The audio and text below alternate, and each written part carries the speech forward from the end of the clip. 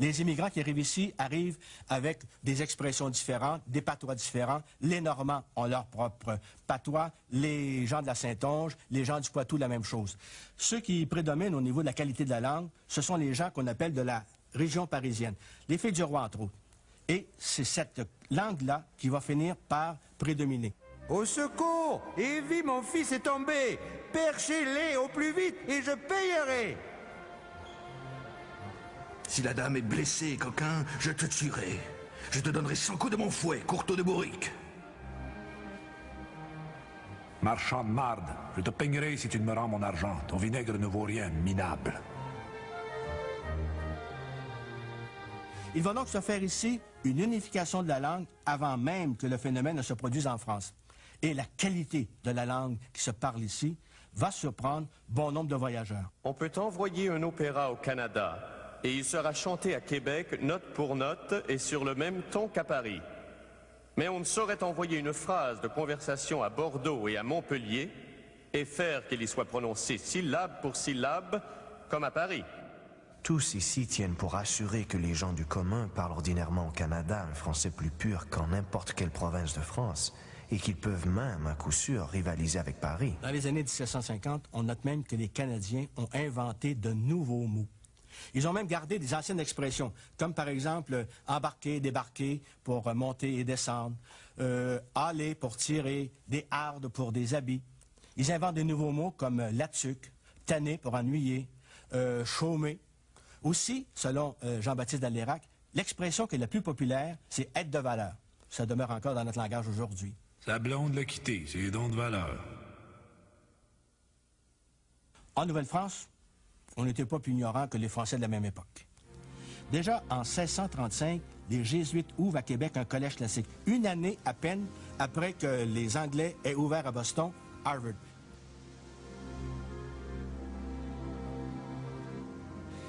En 1639, les religieuses ursulines ouvrent à Québec une école pour les petites Hurons et aussi pour les jeunes françaises. Les Ursulines, venues en Nouvelle-France, ont reçu pour mission de convertir et d'enseigner la langue et la culture française aux Amérindiennes des alentours. Le but est évidemment de fabriquer des épouses pour les soldats français. Mère Marie de l'Incarnation, fondatrice des Ursulines de Québec, est originaire de Tours, en France. Née Marie Guyard, elle épouse Claude Martin, un maître ouvrier en soie, et elle lui donne un fils qui deviendra plus tard prêtre. Plus tard, en 1653, à Montréal, où Ville-Marie, c'est Marguerite Bourgeois qui commence à distribuer un enseignement extrêmement rudimentaire, mais quand même important. Marguerite Bourgeois naît en Champagne en 1620.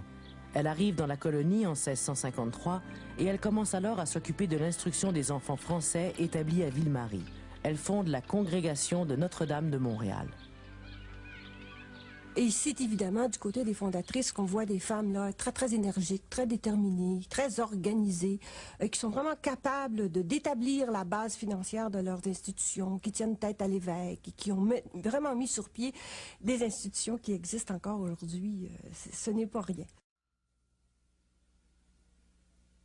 Sous le régime français, il y avait en Nouvelle-France ni imprimerie, ni journaux imprimés ici. Il y avait bien la Gazette de Théophraste Renaudot qui circulait un peu à partir des années 1630. Il n'y avait pas non plus d'avocats. On trouvait que c'était peut-être des éléments perturbants, vous savez, les journaux et les avocats.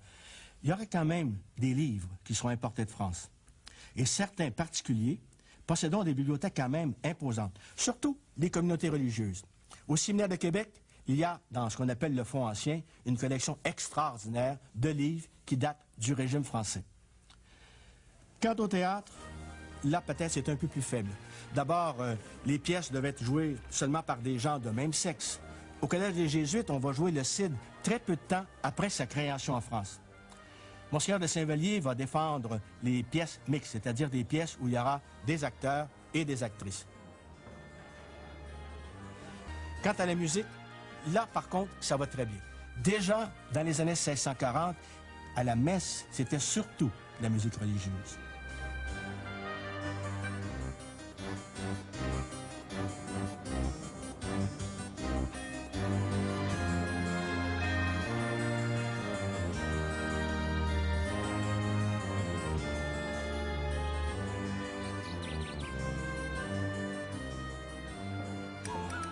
comme les gens adoraient danser, il y avait aussi de la musique populaire. Parce que entre Noël et le Mardi Gras, c'était habituellement que des fêtes continuelles. Une année sur 4, le fleuve formait un pont de glace. Alors à Noël, selon l'état de la glace, on traversait de Québec à Lévis ou de Lévis à Québec, où on remontait le fleuve pour aller chez des amis réveillonnés.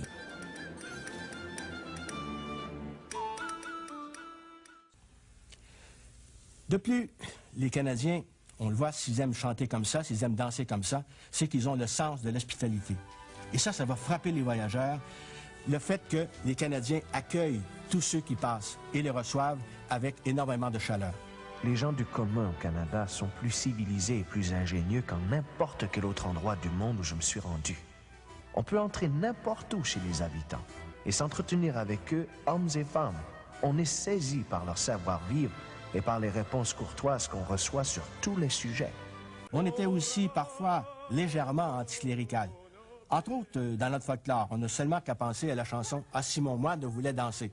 Écoutez les paroles comme il faut et vous allez voir qu'elle a un petit fond de méchanceté face au curé. S'il n'avait fait vœu de pauvreté, s'il n'avait fait vœu de pauvreté, bien d'autres choses je lui donnerai, bien d'autres choses je lui donnerai. Danse mon moine, danse, tu n'entends pas la danse, tu n'entends pas mon moulin long là, tu n'entends pas... Il y avait aussi à cette époque-là une certaine opposition entre le clergé qui venait de France et les débuts du clergé canadien.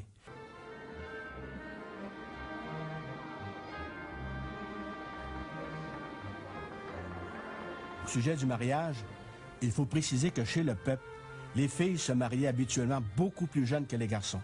La loi leur permettait de le faire dès l'âge de 12 ans, alors qu'un garçon devait attendre l'âge de 14 ans.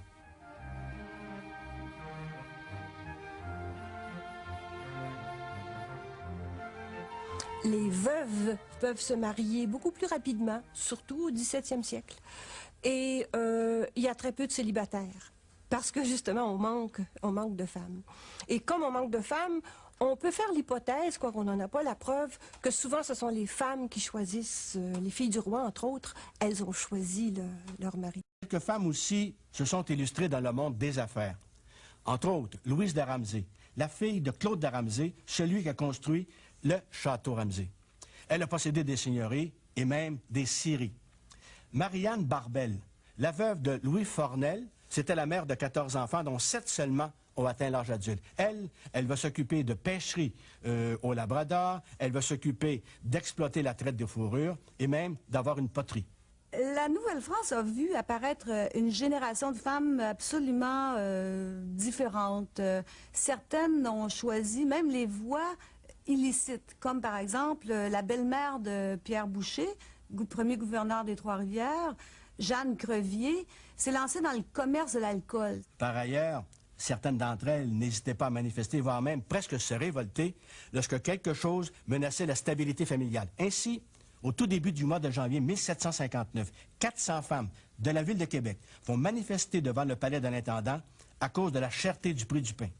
Et si on refaisait l'histoire des femmes du 17e siècle avec un outil nouveau qui serait l'estime de ces femmes-là, on découvrirait que la génération qui est la mienne aujourd'hui n'a fait qu'hériter de gènes qui étaient très présents et qui ont certainement servi à bâtir ce pays tel qu'il est aujourd'hui.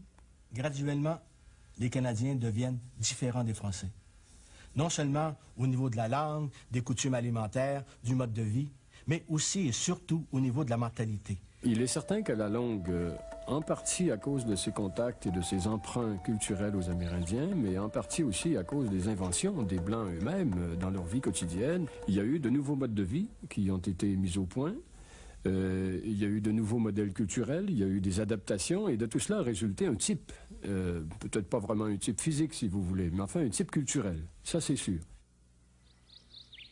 Au moment de la conquête, par exemple, il y avait déjà telle chose que le Canadien. Et cela n'existait pas un siècle auparavant, par exemple. Mais il y a eu non seulement l'apparition de cette réalité culturelle, mais la prise de conscience de cette réalité aussi. Et ça, c'est peut-être aussi important que la réalité elle-même. Vers les années 1680, ils commencent à s'appeler des Canadiens. Le mot apparaît à peu près à cette époque-là. Mais c'était un mot dont l'origine remontait à l'époque de Jacques Cartier. Lorsqu'il prend contact avec Donnacona, qui est le chef de Stadacone, ces gens-là s'appellent les Canadiens. Ils vivent dans un territoire qu'on appelle le Royaume de Canada, qui est la région comprise entre la pointe ouest de l'île d'Orléans et à peu près les régions de Portneuf.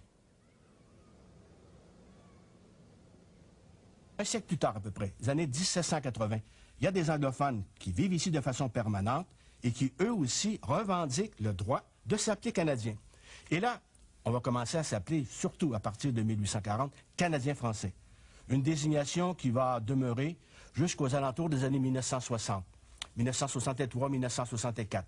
Et là, on va utiliser de plus en plus le mot québécois pour parler des personnes qui vivent sur le territoire du Québec.